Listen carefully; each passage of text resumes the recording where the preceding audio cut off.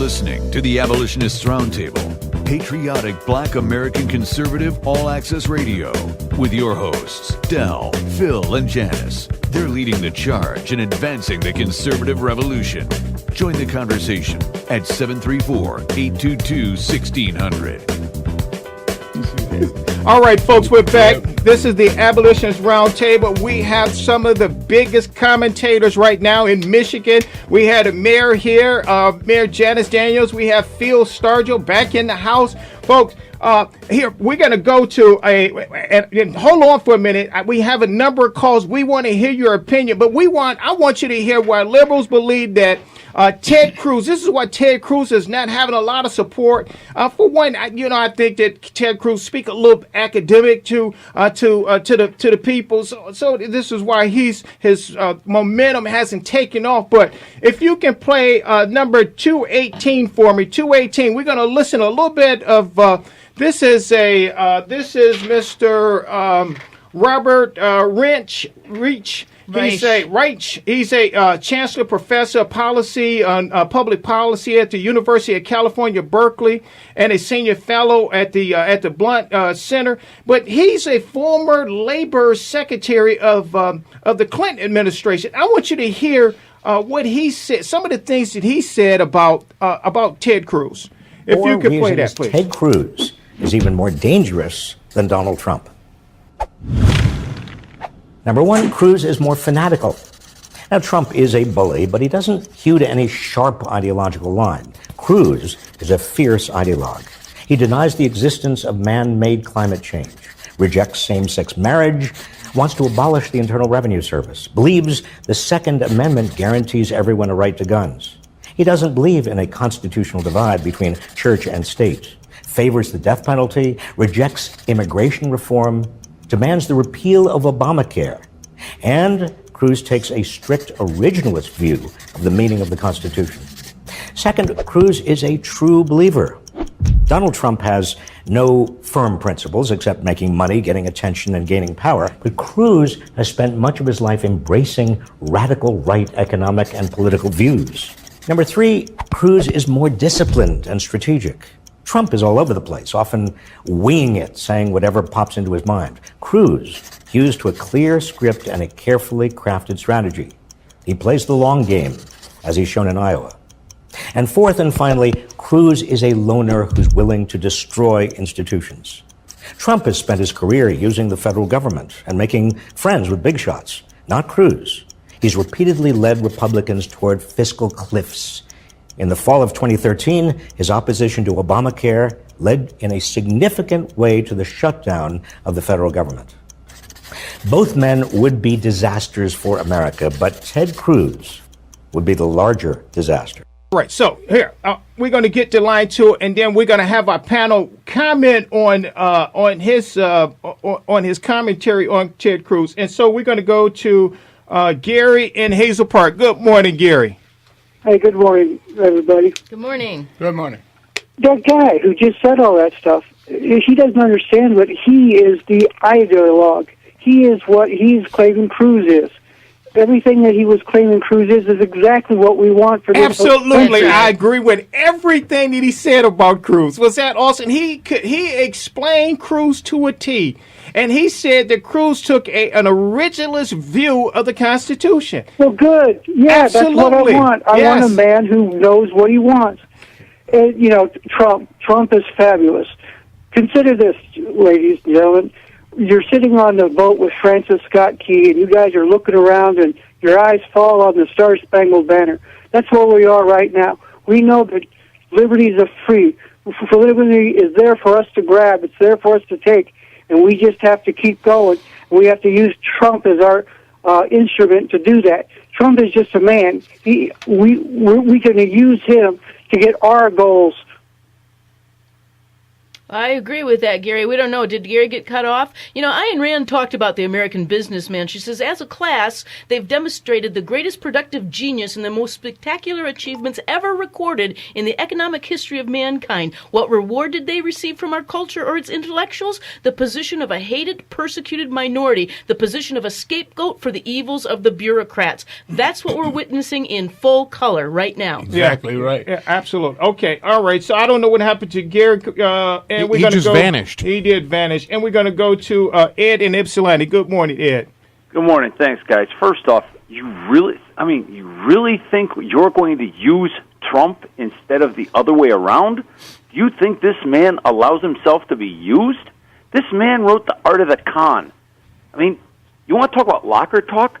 Richard Nixon talked locker talk, but he didn't do that on a podium. He didn't do that in front of a microphone, setting an example. You talk about a big tent.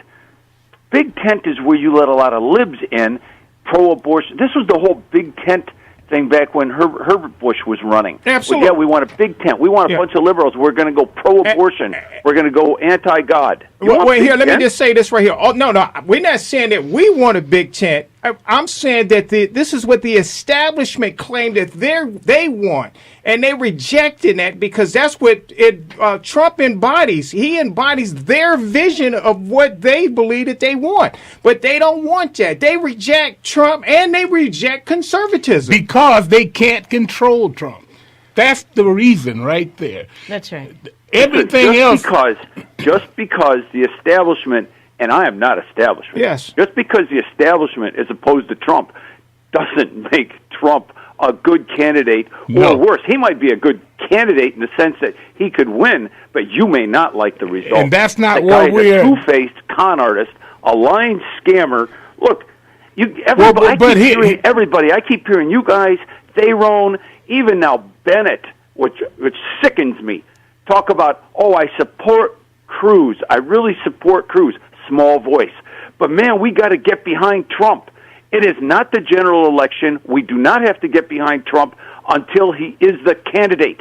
But until then, we got to use our loud outside voice and support a Christian conservative like Ted Cruz and not put him in the diminutive like, I like Cruz, but we got to get behind Trump.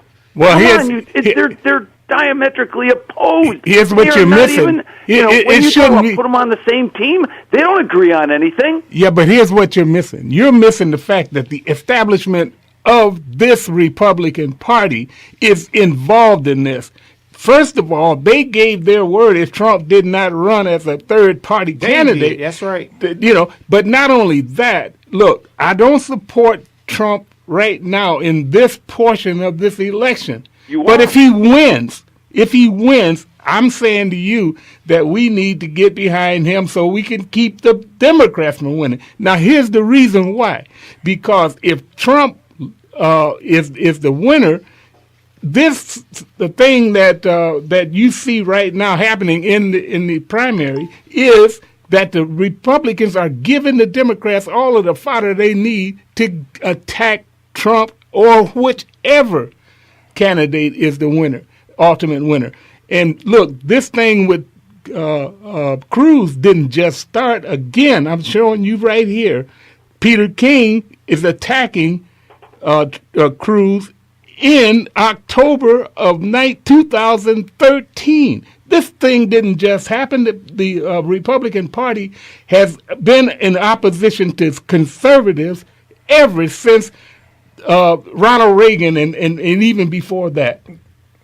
So Trump is not a conservative. Absolutely, we agree. We're not arguing that. We absolutely agree with you on that. I absolutely agree. And this isn't 1980 either. Yeah. I mean, Ronald Reagan was able to take the conservative message to the general population in 1980. That was before the internet. That was before the massive takeover of our institutions by the leftists in this country, the people who truly hate God. Yeah. Now, I don't think Donald Trump is hates God. I think he's a Christian. He may not be the most pious Christian. He may not be the best. Where's the fruit? Where's the fruit? Well, the in fruit Donald is Trump's all life? of the businesses that he owns, No, all no, of no. the You jobs said that he has Christian. created. The Show me the things fruit. that I like about Trump are that he says he's going to seal the border.